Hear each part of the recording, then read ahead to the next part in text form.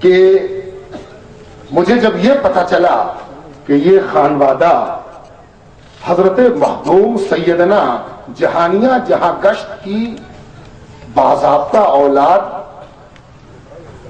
میں سے ہے تو مجھے بے پناہ حیرت بھی ہوئی اور بے پناہ تشکر کا جذبہ میرے دل و دماغ میں امٹ کر آیا، اس لیے کہ میں اس خانوادے سے صرف کتابوں کے ذریعے نہیں واقف ہوں، بلکہ اس خانوادے کی اجازتیں بھی ہم تک پہنچی ہیں، اور ساتھ ساتھ مجھے یہ شرف بھی حاصل ہے کہ میں اونچا شریف میں حضرت مخدوم جہانیہ جہاں گشت اور ان کے والدین اور ان کے سگے چھوٹے بھائی حضرت سیدنا صدر الدین راجو قتال رحمت اللہ تعالی علیہ کے مزارات مبارکہ پر حاضری کا شرف حاصل کر چکا ہوں۔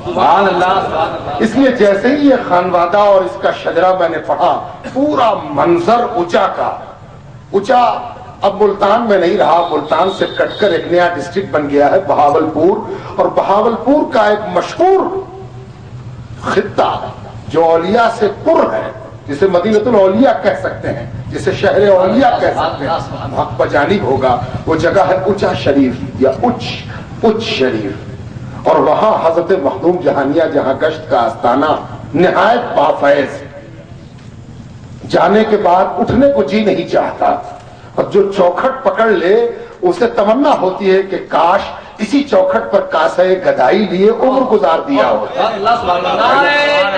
مخدوم جہانیہ جہاں گشت، اور میرے بہار سے تو مخدوم جہانیہ کا رشتہ بڑا مودت والا ہے، محبت اور رافت والا ہے۔ میں نے اپنے بزرگوں سے جو سنا وہ اس لیے عرض کر رہا ہوں کہ اس خانوادے سے اس کا تعلق ہے۔ سبحان اللہ۔ میں نے یہ سنا کہ جب بہار میں حضرت مخدوم جہاں شیخ شرف الدین احمد یحییٰ منیری رحمت اللہ تعالی علیہ کی خوشبو پھوٹی اور وہ نافہ کھلا، جسے نافع مشک فردوس کہا جائے، اور جس سے ہر مشام جاں مہک اٹھا، تو حضرت مخدوم جہانیہ جہاں گشت نے اپنے ایک مرید خاص کے ذریعے ایک تحفہ بھیجا۔ کہاں بھیجا؟ بہار بھیجا، مخدوم جہاں کی خدمت۔ اور وہ تحفہ کیا تھا؟ جب مرید حاضر آئے تو وہ تحفہ پیش کیا، تحفے میں حضرت کی دستار تھی، تحفے میں حضرت کی دستار تھی۔ تمام حاضرین جو بہار شریف کی خانقاہ معظم میں حاضر تھے، سب نے یہ دیکھا کہ دستار آئی۔ حضرت مخدوم جہاں نے والہانہ استقبال کیا، ان پر مہربانیاں فرمائیں، شفقتیں فرمائیں، اور جب رخصت کرنے لگے تو خود بھی ایک تحفہ پیش کیا اور کہا کہ اسے حضرت تک پہنچا دینا۔ اور وہ تحفہ کیا تھا کہ حضرت نے اپنی نالین عطا فرمائی اور کہا اسے پہنچا دے۔ پتہ نہیں جب نالین پہنچی تو وہاں کیا سوال کیا ہوگا مریدوں نے، لیکن مجھے یہ معلوم ہے کہ معتبر راوی یہ بیان کرتا ہے کہ خانقاہ معظم کے حاضرین نے پوچھا، حضرت بات سمجھ میں نہیں آئی، وہاں سے دستار آئی اور آپ نے نالین بھیجی۔ ولی را ولی بھی شناست کے قاعدے سے جس طرح ولی کو ولی پہچانتا ہے، اسی طرح ولی کی زبان ولی جانتا ہے۔ آسان نہیں ہے ولی کی زبان کو کوئی غیر ولی جان جائے۔ حضرت سمجھا دیا جائے کہ اس دستار اور نالین کی ترسیل کے پیچھے کیا مفہوم، معنی، مقصد، فلسفہ، درشن چھپا ہوا ہے، ذرا اس کو بیان کر دیا جائے۔ حضرت نے فرمایا، مخدوم جہانیہ نے دستار اس فہم کے ساتھ اور اس معنی کے ساتھ بھیجی ہے کہ عقیدت کا اظہار کیا ہے اور کہا ہے کہ حضرت آپ کا وجود میرے لیے ایسا ہے جیسے میرے سر کی دستار۔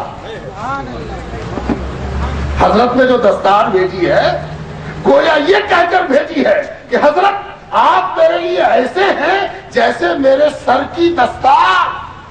تو پوچھنے والے نے پوچھا حضور آپ نے جو نالین بھیجی، فرمایا میں نے نالین اس لیے بھیجی ہے کہ کہہ دوں کہ میں آپ کے لیے ایسا ہوں جیسے کہ پیر کی نالین۔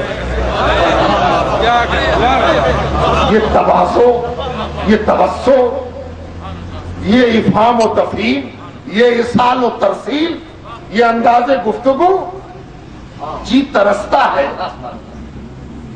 یہ کہیں نہیں ملتا سوائے صاحبان تصوف کے۔ کچھ ہے جو ساری دنیا ان کے گرد سمٹ آتی ہے۔ بے شک، بے شک، سبحان اللہ، سبحان اللہ۔ جہاں پانی گرتا ہے کیا کہنا، وہاں پر خود بخود ہریالی جمع ہو جاتی ہے۔ کیا کہنا۔ اب اگر کسی کو یہ شکایت ہے کہ درگاہ ربانیہ میں ایسا مجمع نیند کو قربان کر کے، آرام کو تج کر کے، طبیعت کو پریشان کر کے، آرام کو پھینک کر یہ تکلیف خریدنا، تو اس سے پوچھا جائے کہ تجھے نہیں معلوم ہے کہ جہاں پانی گرتا ہے وہاں ہریالی سمٹ آتی ہے؟ ہریالی کے سمٹ آنے پر تجھے پریشانی ہے، یہ نہیں دیکھتا کہ پانی یہاں برس رہا ہے۔ صوفیوں کا معاشرے کے اندر اپنا ایک مقام ہے، اپنی ایک حیثیت ہے، اپنے کام کرنے کا انداز ہے، ان کا ایک انوکھا پن ہے، ان کا ایک انوٹھا پن ہے جو ان کو سب سے ممتاز کرتا ہے۔ میں چند اشارے کرتا ہوں، مجھے آج تقریر نہیں کرنی ہے، تقریر کے لیے الگ وقت ہوتا ہے، آج تو زیارت کا موقع ہے۔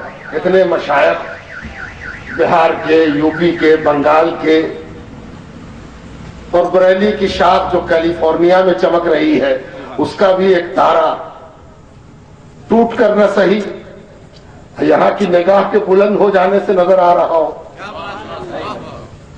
تو اتنے جہاں نجوم افلاک ربانیہ پر جمع ہو گئے ہوں اور وہاں کسے تقریر کی سوچتی ہے؟ سب تو مئے دیدار لوٹ رہے ہیں اور پی رہے ہیں۔ تو بزرگوں، دوستوں اور عزیزوں، ایک صوفیوں کی ایک کچھ خصلتیں۔ ایک پہلی، ساری دنیا میں جو اسکول آف تھاؤٹ ہے، سوچ ہے، فکر ہے، سوچنے کا انداز ہے، سمجھنے کا طریقہ ہے، وہ یہ ہے کہ ہم جنتی ہیں، ہے نا؟ تو آپ جس سے بات کیجئے، جس جماعت سے بات کیجئے، تو وہ کہے گا ہم ہی جنتی ہیں، باقی سب جہنمی ہیں، ہے نا؟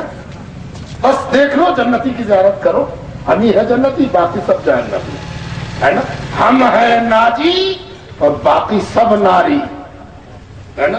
نجات پانے والے صرف ہم ہیں، باقی تو سب گئے پانی میں، ہے نا؟ حالانکہ کہہ رہا آگ میں گئے، لیکن محاورہ ہے پانی میں جانا، ہے نا؟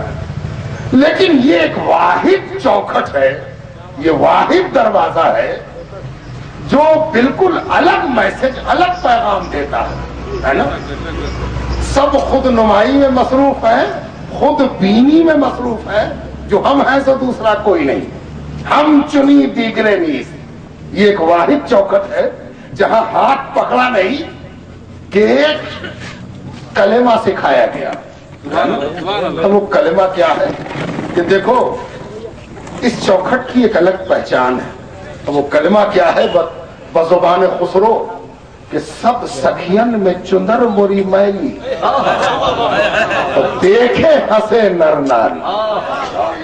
یاد رکھو، یہاں بلایا اسی لیے ہے کہ سب داغ تیرا تیرے اوپر کھول دے، سب دھبا تیرا تیرے اوپر نمایاں کر دیں۔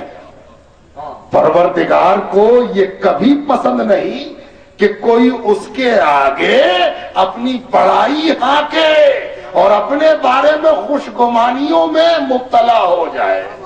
پروردگار کو تو یہ پسند ہے کہ آدمی کھڑا ہو اور اللہ رب العزت کے آگے اپنے پھٹے کو پیش کر دے اور اپنے جلے کو دکھا دے اور اپنے داغ کو نمایاں کہے اور کہے کہ ربنا ظلمنا انفسنا وان لم تغفر لنا وترحمنا لنکونن من الخاسرین۔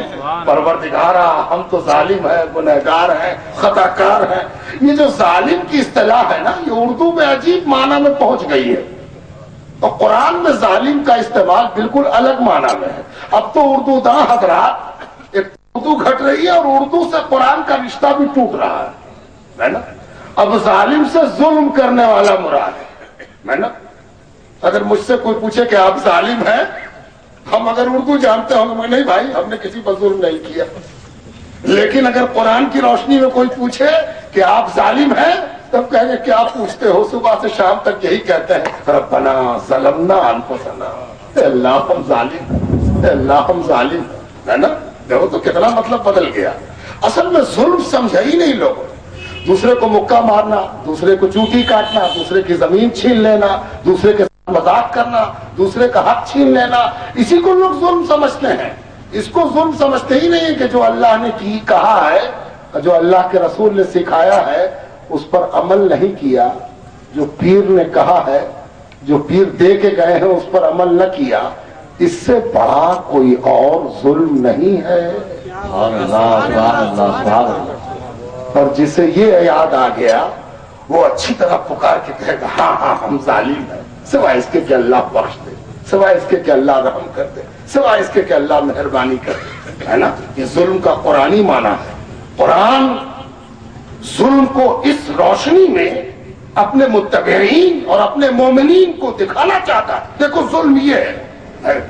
بزرگوں, دوستوں اور عزیزوں, پہلے ہی دن نجات دلائی جاتی ہے اس خندق سے, اس کھائی سے جس کھائی کا نام ہے انا خیر منہ, نا.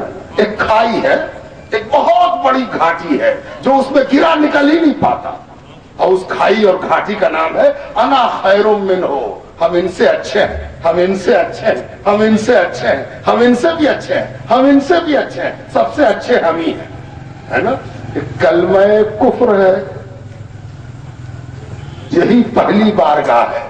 یہ صوفی کا تشخص ہے, انفرادیت ہے, انوٹھا پن ہے.